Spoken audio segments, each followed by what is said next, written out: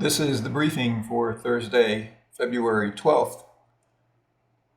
All week I've been talking about the internals and how they've been weak and weakening, which suggests that it was going to be very difficult for the indices to trade outside of the area of rotation that it's been in for quite some time. In other words, it's going to be very difficult to get a breakout move, and you can see there was attempts right through here.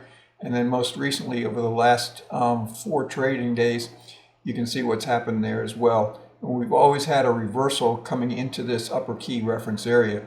Now, once again, I mean, today we opened up, I know some of the indices opened up higher, and it appeared that we were going to see an attempt to break out today, but the selling hit right after the open.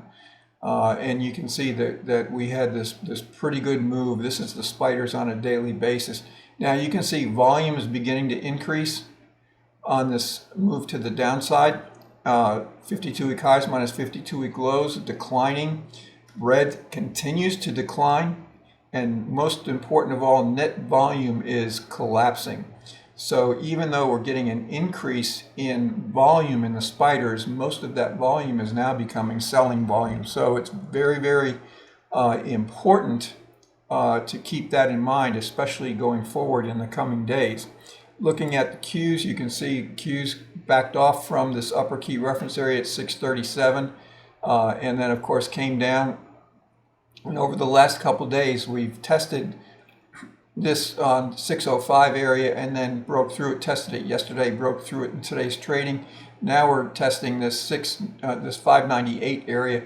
Breaking that is going to open up a test of this low at the 585 area, going all the way back to November of last year, and then of course going all the way back to October of last year as well.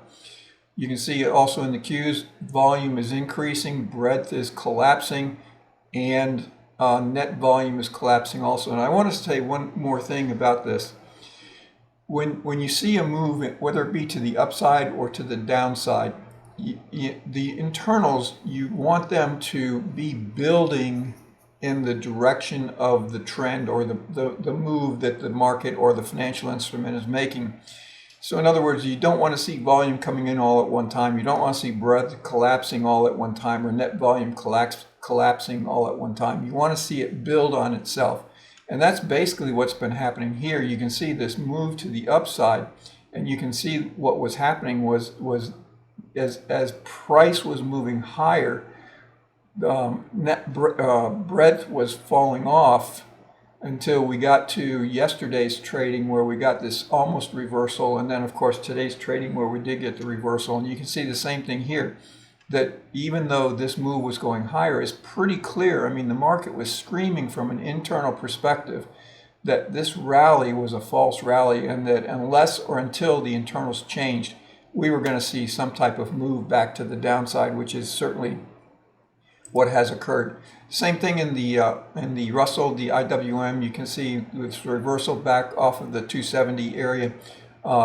Next level of support comes in at 255 in the IWM. Volume increasing, breadth decreasing. Same thing going through this rally. Breadth decreasing, diverging. Net volume decreasing and diverging as well. So it's pretty clear that we were going to see some type of rotation to the downside. Unless we got some type of news event and the internals strengthen to support price.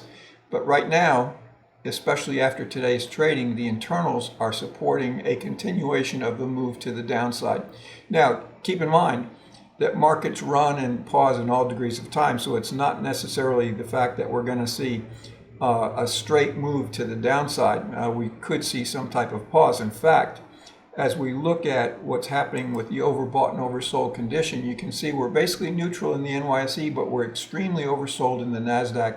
So it would not surprise me to see some type of maybe even follow through to the downside today, and then some type of pause or counter rotation back to the upside that would work off this extreme oversold condition in the NASDAQ. Looking at the short-term perspective, This is an hourly chart of the spiders, hourly chart of the Qs, and an hourly chart of the IWM. So you can see testing that this was a double top. You can see that right through there. And you can see the move to the downside. Rotational pattern in today's trading towards the end of the day. Lower extreme was broken going into the close, 682, the 682 area.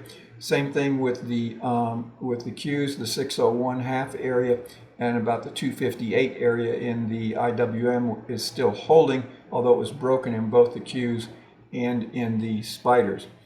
So basically, the internals are confirming the move to the downside, and I always say, and it's not statistical, but the way I use it psychologically is when there's a divergence in the internals on an up move or even on a down move, if the internals begin to diverge, and in this case it was the case that this rally here, the internals were beginning to decline, as you can see even on the hourly chart, that there's a 70% chance that price will correct to the internals, and that's exactly what we've gotten. But there's a 30% chance the internal is going to correct the price, but that typically happens around a news event that changes the perception of value on the part of traders and investors.